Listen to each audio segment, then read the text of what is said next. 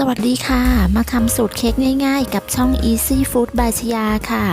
คลิปนี้แจ็คมาชวนทำคัพเค้กสปันวานิลาสูตรคัพเค้กสปันไม่ใส่เนยสดคัพเค้กสูตรนี้นุ่มฟูอร่อยทำง่ายหน้าไม่ยุบเราไปเริ่มทำกันเลยค่ะ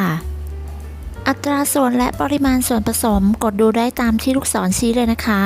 ก่อนจะไปดูวิธีทำอย่าลืมกดติดตามเพื่อเป็นกำลังใจให้กันด้วยค่ะเริ่มจากการวอร์มเตาอบก่อนค่ะให้วอร์มเตาอบเกินกว่าที่ต้องการ 5-10 องศาเผื่อไว้สำหรับการเปิดปิดเตาซึ่งจะทำให้อุณหภูมิลดลงค่ะอย่างเช่นวันนี้แจ็คจะอบด้วยอุณหภูมิ180องศาแจ็คก็จะเปิดเตาอบไว้ที่185องศาค่ะและที่สำคัญควรจะมีตัววัดอุณหภูมิในเตาอบด้วยนะคะเพราะเราจะดูอุณหภูมิจากตัววัดอุณหภูมิในเตาอบค่ะเปิดเตาอบเสร็จแล้วเราไปลงมือทำกันเลยค่ะผสมน้ำตาลทรายเกลือไข่นมสดและเอสพีเข้าด้วยกันค่ะสำหรับไข่แนะนำให้ตอกใส่ถ้วยทีละ1ฟองแล้วนำไปใส่รวมกันค่ะหากว่าไข่เสียจะได้ไม่เสียไปทั้งหมดค่ะสำหรับ SP ก็ให้เราป้ายไปที่หัวตะกร้อแบบนี้ค่ะ SP จะช่วยให้ส่วนผสมเข้ากันได้ดีแล้วก็มีเนื้อเนียนขึ้นนะคะ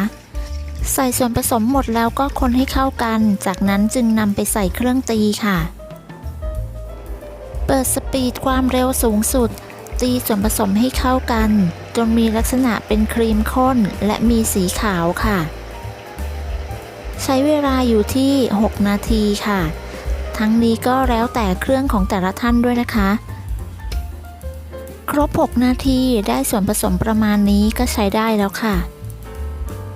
จากนั้นค่ะให้เราร่อนแป้งและผงฟูลงไปในส่วนผสมค่ะ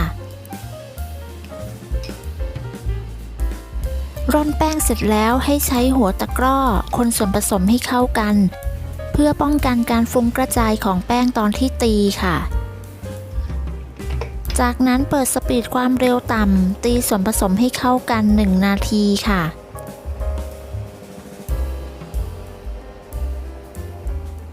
พอครบ1นาทีก็ให้เราใช้ไม้พายปาดส่วนผสมค่ะปาดบริเวณขอบโถและก้นโถนะคะจากนั้นเปิดสปีดความเร็วกลางตีส่วนผสมให้เข้ากันจนมีเนื้อเนียนใช้เวลา2นาทีค่ะพอครบ2นาทีก็ให้เราหยุดเครื่องค่ะจากนั้นตักส่วนผสมที่ได้ส่วนหนึ่งนะคะไปผสมกับน้ำมันรำข้าวค่ะน้ำมันรำข้าวใช้อุณหภูมิปกตินะคะคนส่วนผสมให้เข้ากันค่ะ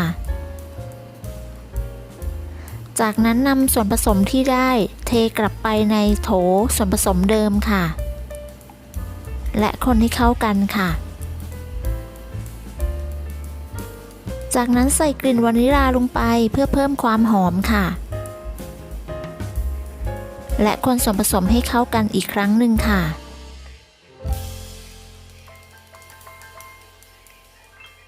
ส่วนผสมที่ได้จะมีลักษณะเป็นเนื้อเนียนแบบนี้ค่ะจากนั้นค่ะให้เรานำไปตักใส่ถ้วยค่ะวันนี้ใช้เป็นถ้วยจีบกระดาษเบอร์3217ค่ะสูตรนี้ได้ทั้งหมด16ถ้วยนะคะใส่ในปริมาณเกือบเต็มถ้วยค่ะเสร็จแล้วเคาะเบาๆ 2-3 ครั้งเพื่อไล่อากาศค่ะแล้วก็นำเข้าอบค่ะเริ่มแรกอบด้วยอุณหภูมิ180องศาเป็นไฟบนล่างค่ะโดยวางไว้ชั้นล่างของเตาอบค่ะจากนั้นปรับลดไฟลงมาเหลือ160องศาวิธีการคือเปิดประตูเตาอบค้างไว้นับ 1-15 เพื่อให้ไฟลดลงแล้วปิดประตูเตาอบต่ออีก3นาทีเค้กก็จะออกมาสุกแล้วก็สีสวยพอดีเลยค่ะแต่ทั้งนี้ก็ขึ้นอยู่กับเตาของแต่ละท่านด้วยนะคะอาจจะใช้เวลาไม่เท่ากันค่ะเมื่อนำเค้กออกจากเตาแล้วให้เราเคาะเบาๆเพื่อให้เค้กเซ็ตตัวค่ะจากนั้นคว่ำคัพเค้กลงตอนที่ยังร้อนได้ทันทีเลยค่ะเสร็จแล้วเราก็จะพักไว้ให้เย็นค่ะคัพเค้กสปันวานิลาสูตรนี้มีเนื้อเนียนนุ่มฟูหอมอร่อยหน้าไม่ยุบก้นไม่ยุบที่สำคัญทำง่ายไม่ยุ่งยากค่ะหากทิ้งไว้ข้ามคืนก็จะยิ่งนุ่มแล้วก็อร่อยยิ่งขึ้นค่ะหากใครทำคัพเค้กแล้วหน้าเค้กยุบหรือหน้าหดก็ลองทำสูตรนี้ดูนะคะ ขอบคุณสำหรับการติดตามรับชมคลิปนี้ค่ะ หากมีประโยชน์ก็อย่าลืมกดไลค์ กดแชร์ กดติดตามเพื่อเป็นกำลังใจให้กันด้วยนะคะ แล้วก็อย่าลืมกดกระดิ่งแจ้งเตือนเพื่อที่จะไม่พลาดในคลิปครั้งต่อไปด้วยค่ะสำหรับคลิปนี้จะต้องลาไปก่อนแล้วนะคะ พบกันใหม่ในคลิปหน้าค่ะ สวัสดีค่ะ